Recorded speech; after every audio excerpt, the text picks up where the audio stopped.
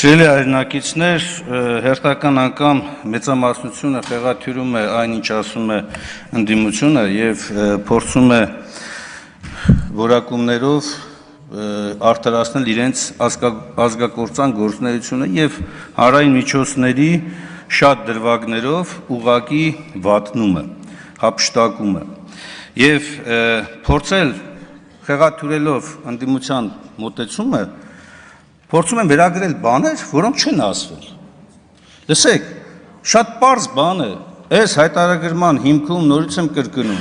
հարկման պարտադրության սկզբունքն է, բայց դուք ելնում եք այս ամբիոնից եւ խեղաթյուրում եք ամեն ինչ։ Եվ երբ որ այստեղից հնչում է հստակ հարց, արձագանք, որ այնուամենայնիվ, եթե համակարգը պատրաստ չի, կասեցվի, ամբողջությամբ մշակվի, նոր ներդրվի, դուք վերափոխում եք հարցը եւ ասում եք, որ ոչ, տեսեք ընդդիմությունը չի ուզում ձեր սոցիալական վիճակը բարելավի, ինչ եք կեղծում, ինչ եք հրապարակային, հերթական անգամ ստում։ Ի վերջո, այդ սուտը իրականության մեջ բախվում է, չէ, ճշմարտության հետ։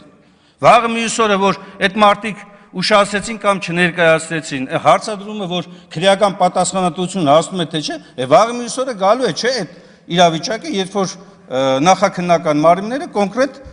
գործողություն ձեռնարկեն։ Ավելի լավ չէ՞ այս գլխից, հիմիկվանից ամբողջ համակարգը մշակվի, քաղաքացիներին բացատրվի կարևորությունը, անհրաժեշտությունը եւ ապագա զարգացումները, նոր դրվի համակարգ, այլ ոչ թե կիսատ պռատ ինչ որ հերթական գործողություններն արվի։ Ես ամբիոնից ուզում էի նաև երկու կարևոր հարցի վերաբերյալ խոսեի, առաջին այն, որ հայոց ցեղասպանության 110-րդ տարելիցին առաջ մեր խմբակցությունը շրջանառության մեջ է դրել հայոց ցեղասպանության ուրացման կոնկրետ հանցակազմի համար քրեական պատասխանատվության նախատեսող օրինագիծ, սա մի օրինագիծ է, որի մի կողմում ազգային հիշողությունը եւ արժանապատվությունն ու ինքնությունն է, մյուս կողմում հայ ժողովրդի ու հայ ազգի թշնամիներն են։ Ես կարծում եմ առաջիկայում ընտրության հնարավորություն պետք է ունենա յուրաքանչյուրը։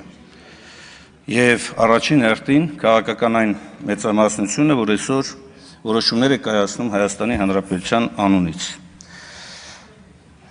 Հուսամ այդ քննարկումների ընթացքում գերակշիռ մասը կպաշտպանի ազգային արժանապատվությունը։ Եվ երկրորդ հարցը, որ ուզում եմ անդրադառնալ, հետևյալն է, այս օրերին մենք հերթական անգամ ականատես եղանք պատմության խեղաթյուրումների, պատմության ուրացումների, ազգային ազատագրական պայքարը հերթական անգամ, ինչպես սիրում են կրկնել, մոնետիզացնող վարքագծի,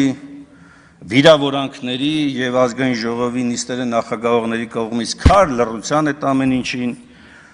ու ուզում եմ նաեւ հիշեցնել, որ ամեն մի խոսք նաեւ պետք է բավարար հիմքեր ունենա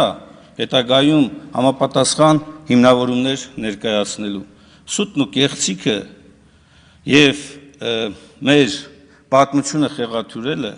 պայքարողին այսօր նսեմացնելը ոչ մի լավ տեղ չի տանելու։ Եվ հիշեք, պատգամավորի կարգավիճակից, իշխանական կարգավիճակից դուրս կյանք կա։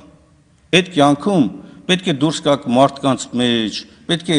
մարդկանց հայացքներին նայեք եւ պետք է պատասխան տաք։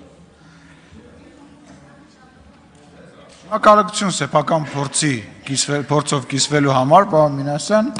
Խմբակցության անունից քաղաքացիական պայմանագրի խմբակցության ղեկավարը ելույթ կունենա, Հայկ Կոնջերյանը, համեցեք պարոն Կոնջերյան։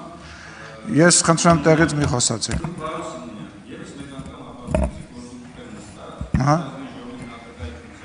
Ահա։